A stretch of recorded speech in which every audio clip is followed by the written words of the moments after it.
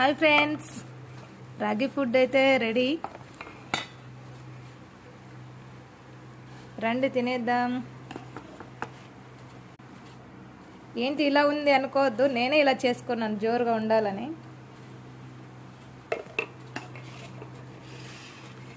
రాగి ముద్ద కాదు, రాగి సంగటి.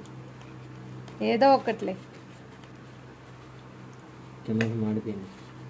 మాడిపోతే ఎడిచిపెట్టింది దాన్ని. రైస్ వేసుకో, పైన వేసుకో నువ్వు. కారాలు, పప్పు,